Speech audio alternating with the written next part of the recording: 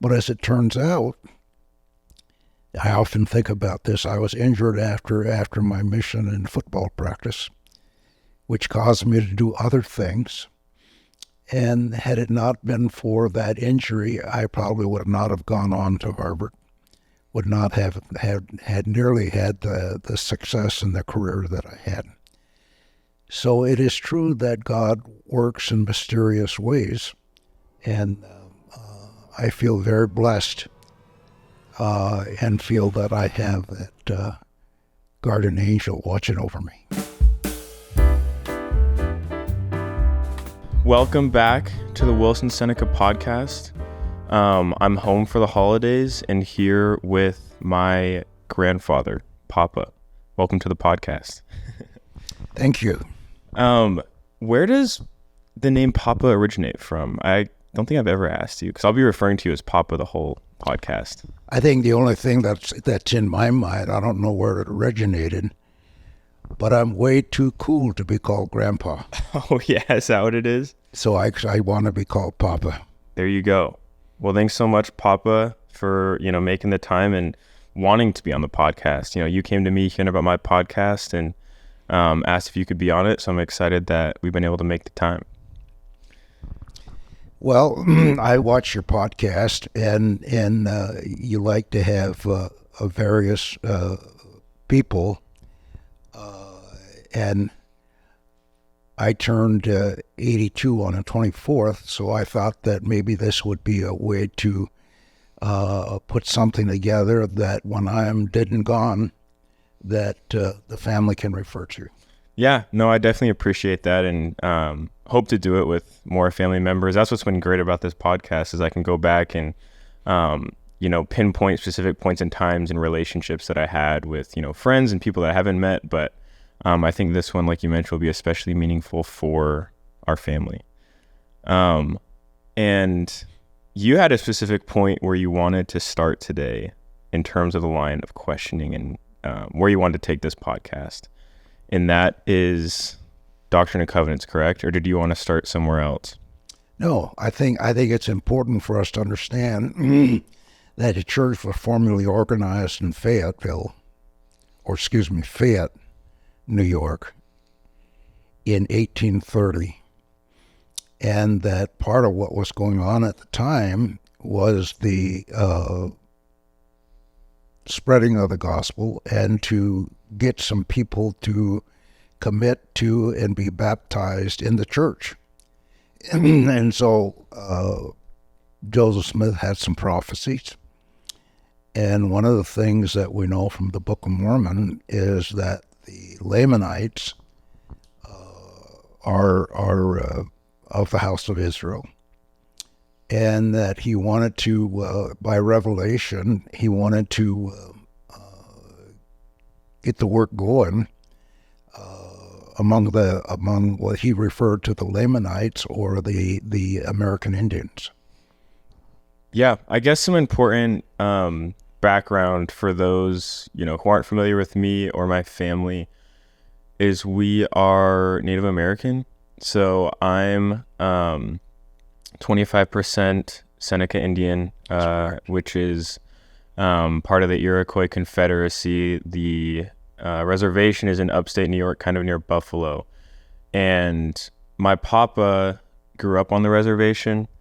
And then he made it to go play football at BYU, graduated with an undergraduate there, and then graduated from Harvard Law School and was able to use that law degree to kind of help the reservation and Native Americans in general. So my papa has a very extensive knowledge as to, Native Americans as a whole. And kind of today what we wanted to do is dive a little bit into that relationship with the gospel in the Church of Jesus Christ of Latter-day Saints, more specifically, early preaching in the church and kind of some of Joseph Smith's revelations. Did you have something to say? Well, in October of 1830, Oliver Cowdery and I think it was Whitmer, The missionaries showed up on the reservation in October of 1830. The records indicate that they were greeted and were treated with respect, and they preached the gospel to some of the people on the Cattaraugus reservation, and then left a couple of Book of Mormons, and then they continued to proceed westward. Now, let me give you just a brief historical background. In 1830, the President of the United States was Andrew Jackson. Andrew Jackson had been a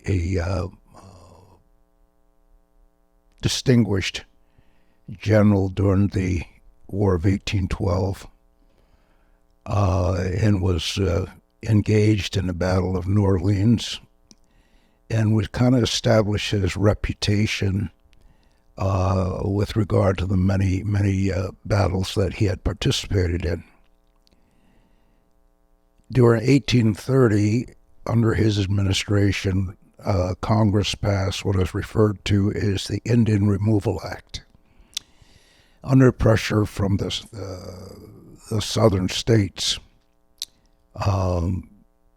the 5 civilized tribes, and the reason they were called civilized is because they had villages, they had log houses that they resided in. They were farmers, and they used the land. Much to the consternation of the plantation owners, they needed more land. And after the invention by Eli Whitney of the cotton gin, where they were able to produce much more clean cotton to get the seeds out of the cotton, they needed more land. And that was Indian land. So through the Removal Act, those 5 civilized tribes, they being the Seminole, the Choctaw, the Chickasaw, Cherokee, a 5th one will come to me as we talk.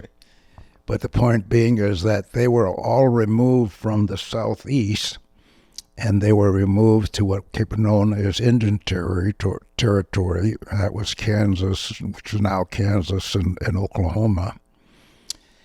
And you got to remember that the United States in 1830 was still pretty much on the eastern seacoast. The labors to the Lamanites, although in October 1830, the missionaries stopped at the Cattaraugus Reservation, their real objective was to get out there in what was going to be Indian country and begin to have the conversions of Native Americans to the Mormon faith. That mission, although it was carried out with great vigor, there was such a difficulty with regard to the removal of those southeast Indian tribes to Indian Territory. And the famous story is with the Cherokee and the Trail of Tears, where they remove the Indians from the southeast, along with other tribes, but there was a forced removal, and many individuals died on the Trail of Tears, but they were actually were settled in eastern Oklahoma. The Indians look at Oklahoma, and western Oklahoma is considered the wild side, and eastern Oklahoma is considered the civilized side. But there was efforts that were made at that time to establish the church among the Native Americans. We don't have a lot of history in terms of the success of all of that, or what that mission was. But there was a lot going on since before, after the church was organized in Fayette.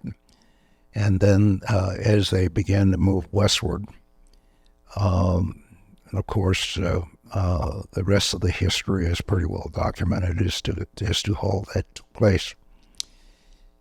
The missionaries came to the reservation after World War II, and there were several groups that came at that time, and they came in force. I mean, it wasn't just two missionaries. Sometimes it was 6 and 8 missionaries that were moving aggressively to bring the gospel to the Cattaraugus Reservation. And they did, and we established the church. There were basically 5 or 6 foundational families that became members of the church.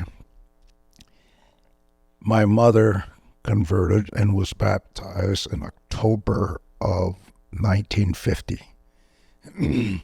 I was 8 years old at the time, and I was baptized with her, and my older sister were baptized, which started a tremendous relationship of our family and other families on the reservation with the Mormon faith.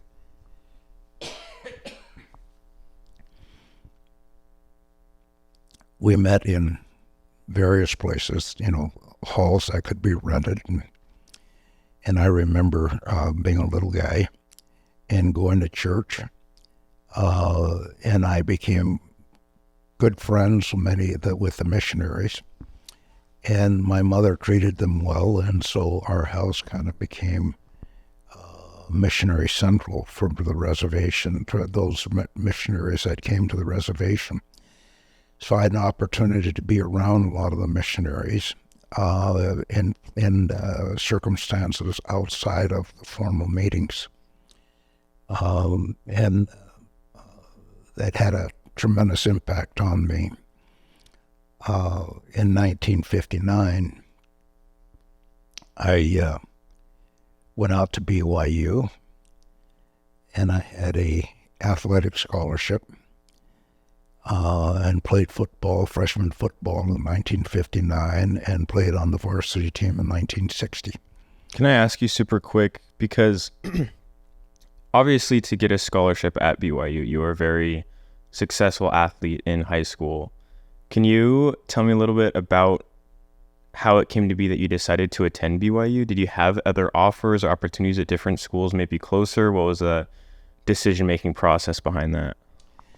I was being courted a little bit by the University of Syracuse, and that's kind of was my plan.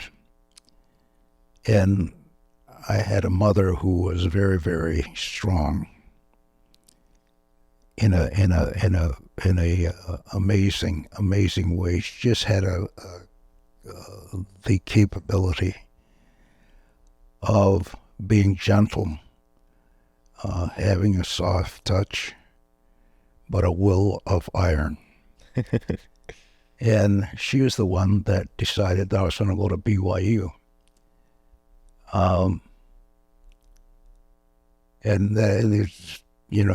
Once she made up her mind, there was no way to dissuade her from that. And so that's how I went to BYU. My mother basically made that decision for me, and she said, that's where you're going.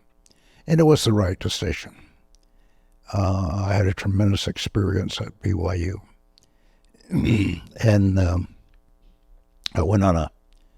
I left to go on a mission in January of 1961 and returned to BYU in January of 1963. I spent most of my mission in and around western Oklahoma, and they had already had a chapel there, and the church had been in that area probably for a dozen years or so. But I came into there and met some good members in Anadarko, Oklahoma, and had a great time and brought other families into the church. In Anadarko, Oklahoma is what they call KCA country. Kiowa, Comanches, and Apaches were settled in that area. And I had a great time. The fact that I was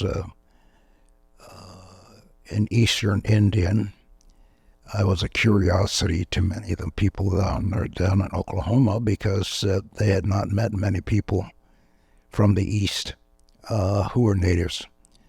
But we got along very well and was able to spread the gospel and engage in a lot of fun activities with the natives in that area.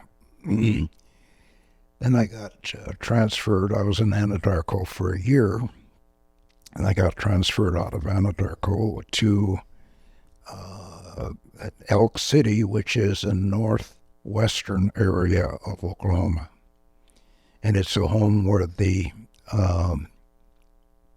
Cheyenne occupied that area. We have the Southern Cheyenne. That's where they were removed first.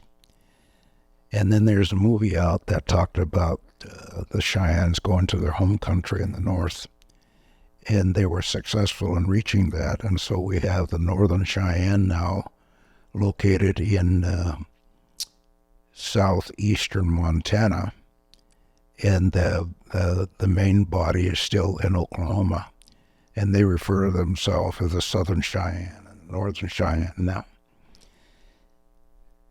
But had good activity there, and then went from western Oklahoma to Nebraska, in a little town called Walt Hill, Nebraska. That was our center of our missionary activity. But there was the Omaha Indians, they had a reservation in that area, and there's also the Winnebago in northern Nebraska. And I was there, and I concluded my mission there. But the point of the story is that I spent my missionary time laboring among the natives of Oklahoma and Nebraska, which really was the beginning of me formulating my professional career. I went back to BYU, finished out my undergraduate course there. Which was in what? What did you graduate in from BYU? I graduated in 1965. And I got a bachelor's degree in political science and economics.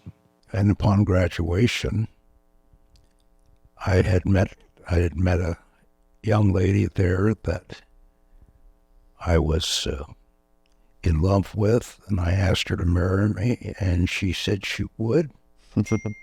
And so in 1965 was a banner year because we got married civilly on the Cattaraugus Reservation in summer of 1965.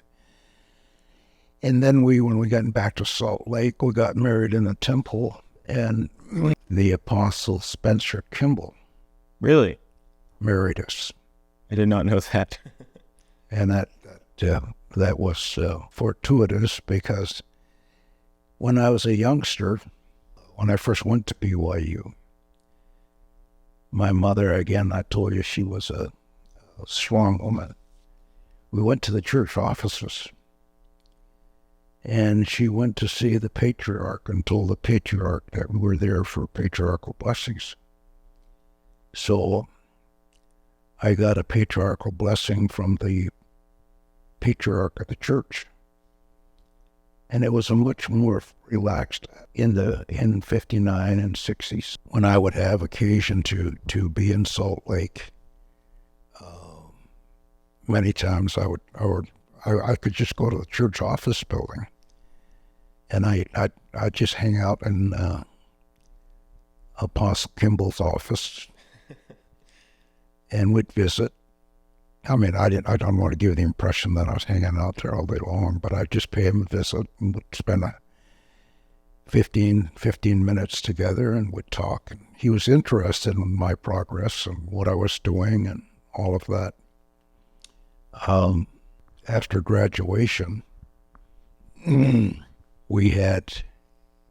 being Karen and myself, we moved to Salt Lake City, and I took a job at the University of Utah, who had received a grant from the federal system to assist Indian tribes in putting together community action agencies. This was under the 1964 Economic Opportunity Act. And so my area was Wyoming, which were the Shoshones and Arapahoes, and then Montana. In Montana, there are several reservations there. I spent a great deal of time with Crow Indians and the Northern Cheyenne Indians. I went to Blackfeet Reservation in northwestern Montana, the Assiniboine Sioux, which were located at Fort Peck on the eastern side of Montana. And I had a great experience there and learned that much of what's going on in Indian territory, everybody had a lawyer. And the lawyers were having a great impact in terms of working with Indian tribes and trying to get their relationships with the federal system clarified.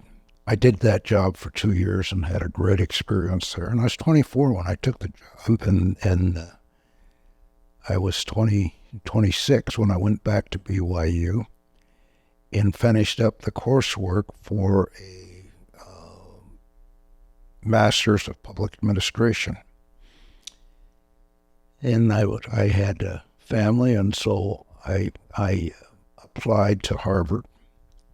And I thought to myself, well, if I get accepted at Harvard, I'll go to law school, or if not, I'll go to work. I had a job lined up in New York State government. Well, as things turned out, I was accepted at Harvard Law School. And so spent 3 years there. And when we went to Harvard Law School, we had 2 sons, Jake and Mark. And while we were there, our daughter Tasha was born. And upon graduation from Harvard Law School, and during the process of my last year there, I had put an application to be a White House Fellow, and went through a series of interviews. And the little kind of interesting story on that was, I was getting ready for my regional interview, and I got thinking about it, and I thought, well, I'm Native American. They're going to ask me some questions about Native American. So I went to the bookstore, and I looked at all of the titles, the recent titles that might be having to do with Native Americans. And there was a book written at that time by D. Brown, and it was titled Bury My Heart at Wounded Knee. And I got that book, and I read the intro and the first chapter, and read the last chapter, and read the Dust Jackets, got as familiar as I could within a short period of time.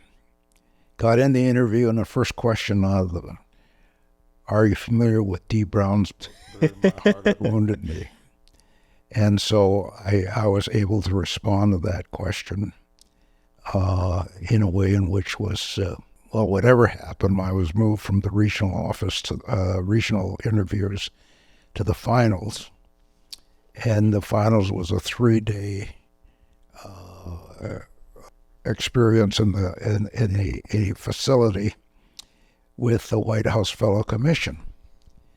And we spent all day, and on the evenings with them. We had dinner with them. There was just one of those things where you just spent a great deal of time with the people that were going to make the decisions. And at the end of that experience, there was 15 of us that were selected. And we went on to participate in that White House Fellow Program. And just to give you an idea, at least when I was there, we traveled around the world. I say that casually, only because of the sense that I don't think that that program had ever done that before. And we had a tremendous experience in terms of doing foreign travel. We saw liftoff of a rocket at Cape Kennedy. Cool. We met with different people. And because we were traveling on the auspice of the White House, the governors of various states would open up their offices to us and would have visits with them, would talk about what was going on in their state. It was an amazing experience. During this period of time, the president, Richard Nixon, was getting ready for his reelection. And they had the committee for the reelection of the president. And I am a registered Republican, have been all my adult life, and it has served me well throughout my career. One of the stories, Elliot Richardson was President Nixon's Attorney General, and I had a chance to sit next to him at a luncheon. And those that have attended Harvard Law School, they refer to it as the law school. Yeah. And so I was sitting next to him, and I just let it drop. I said, I recently graduated from the law school. And he was very, very gracious about all of that. Just an aside, Elliot Richardson was known to enjoy a drink now and again, and had a reputation that he would, have difficulty, and had a few encounters with law enforcement in driving. And he was before the Senate, and he was going through their questioning, and one of the confirmation senators said, "Mr. Richardson, you have a reputation of drinking and driving. If we appoint you as the Attorney General of the United States, how is it you're going to manage that?" And he didn't miss a beat, and he says, "I will no longer drive." So and he didn't need to after that. I mean, he had limousines and chauffeurs and all that kind of thing. But remember, he was one of the people that was fired during the second Nixon administration, when Nixon was trying to hang on to the presidency after the debacle of break-in on the Democratic headquarters and all of that. So that brings us to BYU. I finished writing my thesis while I was at Harvard, and flew back to BYU in, I think it was 1970, to meet with my committee. And I had a meeting with them, and they accepted my thesis, and I got a master's in public administration.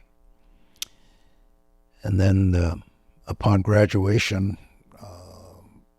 from Harvard Law School in 1971, and after the White House Fellowship, I had an offer to go to the University of Utah College of Law, and I was there for 2 years. I was there just long enough to understand that this is not what I wanted to do with my life. And the reason is that I didn't want to be talking about the wars. I wanted to be fighting those wars. And so I left the University of Utah after my second year there. And I was asked to come back and take one of the jobs in the Bureau of Indian Affairs, and so I did that. And I became the director of the trust office of the Bureau of Indian Affairs. And I did that job for 4 years. I was assistant general counsel for energy conservation in the Department of Energy. Then I was called back to the Bureau, and I ran the Bureau for a couple of years. So all of that by way of saying that I left government service, I put out my shingle, and engaged in the private practice of law. I had contacts all over Indian country, and so I was able to get clients relatively quickly. And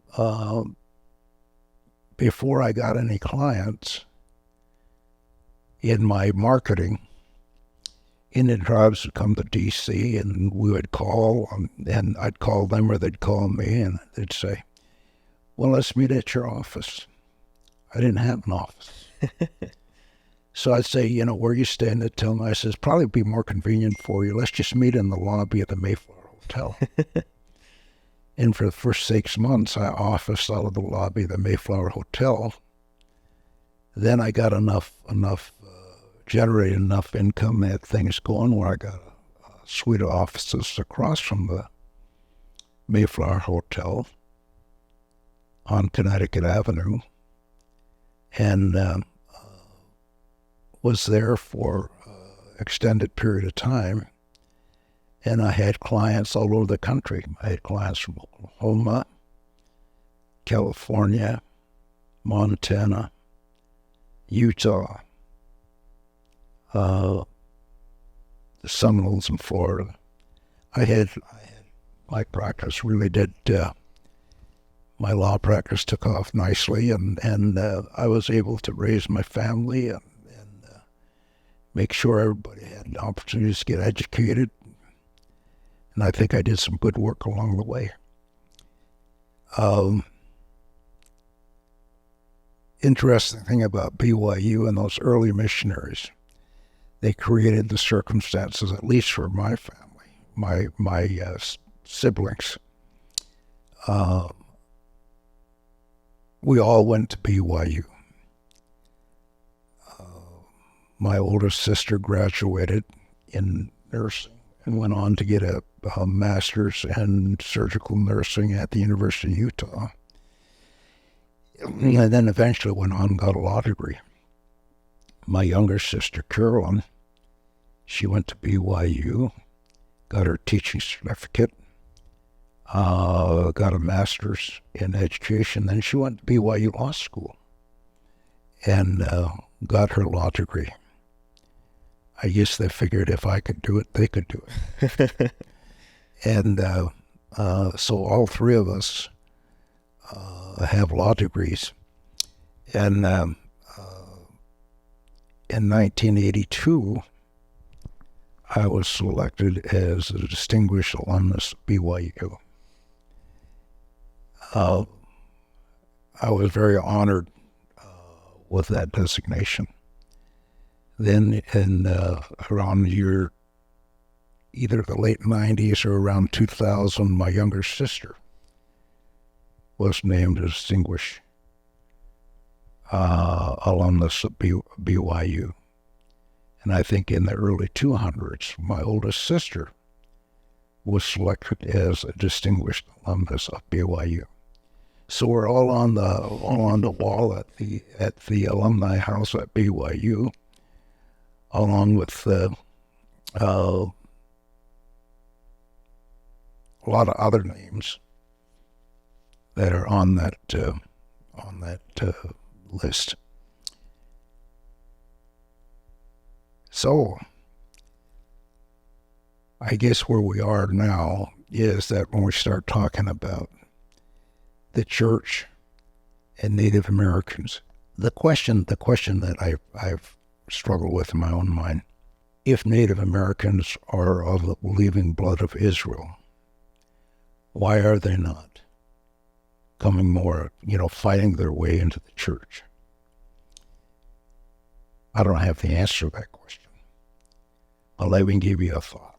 What we understand in terms of our views and the Book of Mormon is that upon the crucifixion of Christ, when he was placed in the cave, and that rock was rolled in front of it, he was there 3 days before he rose. My understanding is that during those 3 days he visited the Lamanites here in the New World, if you will. I don't think so. So he visited those in the spirit world and kind of organized the spirit world.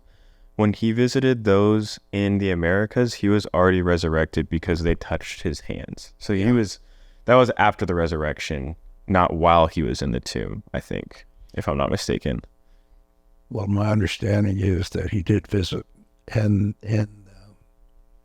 yeah, which is interesting, because in the Iroquois, or what we refer to as the Haudenosaunee, which is English translation is people of Longhouse, we have our own mythology, and it started of the peacemaker. And it started with the Mohawks on the eastern side.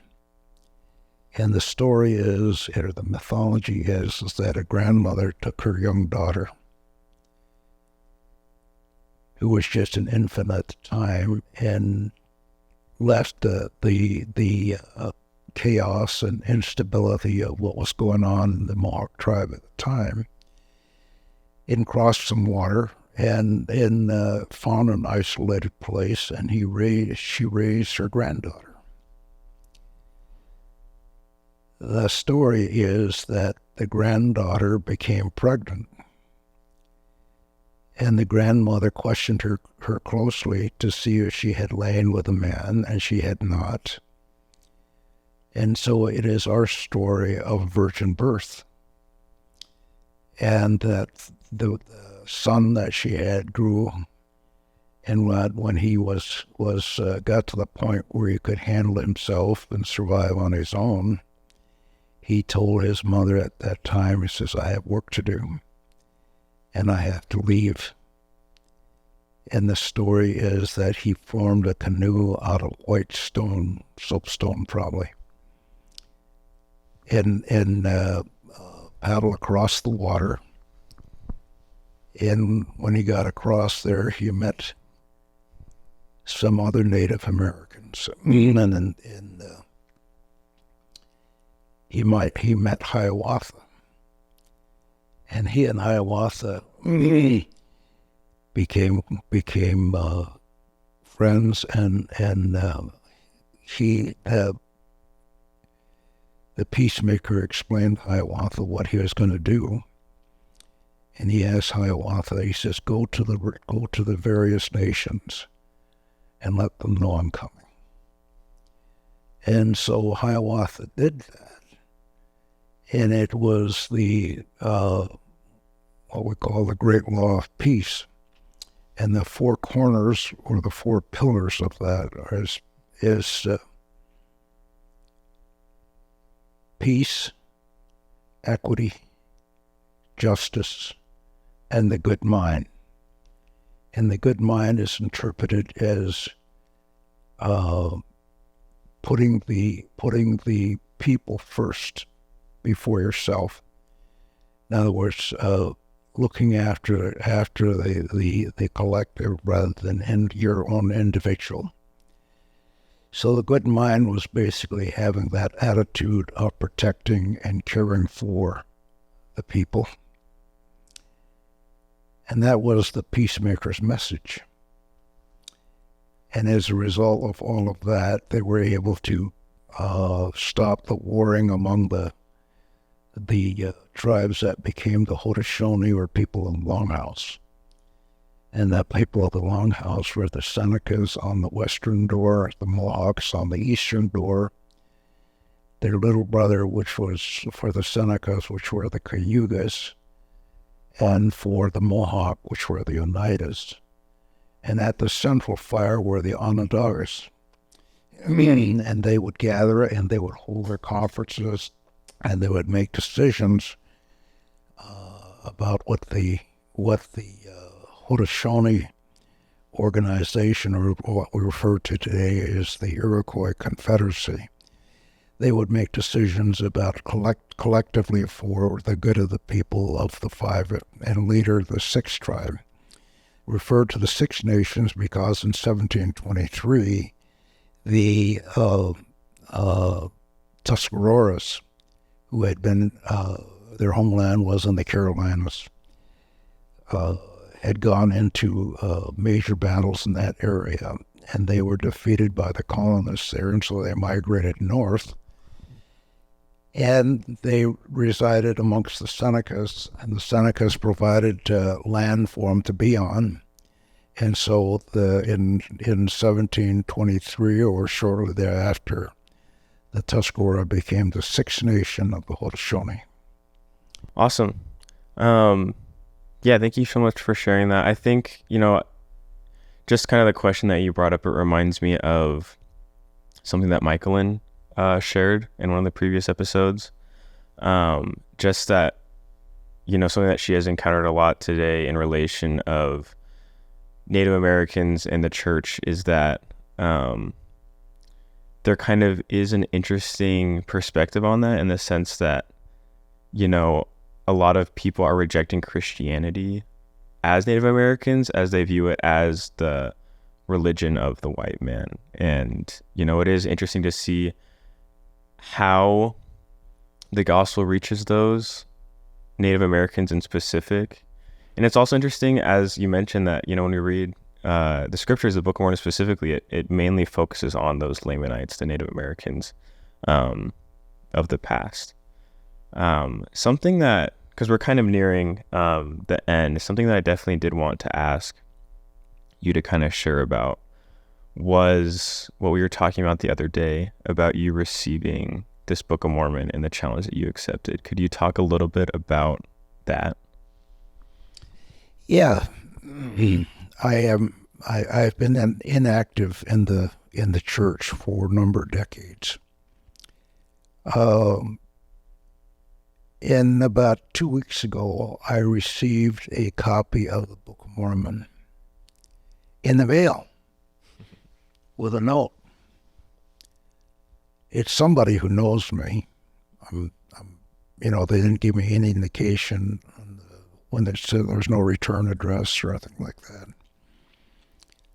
But they basically said, "You're a good man.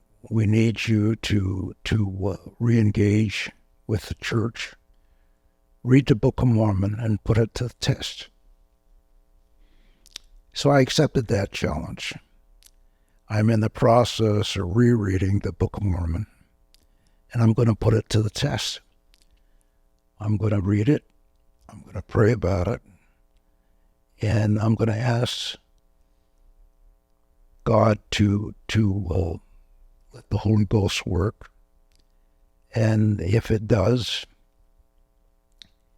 and let me be a little more positive. I'm pretty sure it will work. And I need to be thinking about reestablishing my position with regard to the faith. Yeah, thank you so much. Just as evident in our conversation today, the church has had a very profound influence on both of our lives. And, I'm grateful for, how your influence with the church has influenced me. And, regardless of your status in the church, you've always, very much supported the idea of missions and, my mission. And that's something that I am very grateful for. And also I'm grateful that you were so open to the idea of rereading the Book of Mormon and, making that change. And like we were talking about the other day, I feel like we're talking about faith, and something that I always tell the people that, I would interact with on my mission when I was in Puerto Rico, as they were reading the Book of Mormon, was I would always ask them, like, say you do get an answer, say, this book is true or this church is true, whatever it is. What does that mean? What changes are going to be made? Because I think, at least in my experience, God, he answers my prayers. He guides me when he knows I'm going to act on his guidance. And anyway, I just wanted to add that. Thanks so much, Papa, for your time today, for, your thoughts. Something that I like to do at the end of each episode is give the person being interviewed an opportunity to just kind of share closing remarks that can be along the lines of things that have already been shared today, things that you wanted to share today that haven't been shared. If you want to, give a message to our family, or something of that nature, I just want to kind of give you an opportunity at the end to kind of wrap things up. In our family, we raised 5 children. My oldest son has been a bishop and in the state presidency, and is a devoted member of the church. And his family has done well. All of the kids have gone to BYU.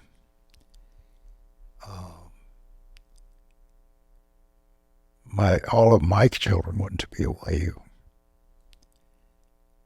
And we just have such a positive experience with BYU. And I'm always encouraging our family to understand what's going on. And now it is my grandchildren. Many have already graduated from BYU. I'm 82 years old, and we got a contingent of family members at BYU now, and it's just been such a very positive influence with regard to our family. My personal experience at BYU was amazing. As I indicated, I was played freshman football there in '59 and made the starting lineup for BYU's 1960 season. I came back after a mission. I got hurt and was unable to play anymore. But the good news on that is that if I had successfully engaged in football after my mission, I would have probably followed that activity and done something in the football area probably after graduation. But as it turns out, I often think about this. I was injured after my mission in football practice, which caused me to do other things. And had it not been for that injury, I probably would not have gone on to Harvard, would not have had nearly had the success in the career that I had. So it is true that God works in mysterious ways, and I feel very blessed and feel that I have that guardian angel watching over me. Awesome. Yeah, no, I totally agree.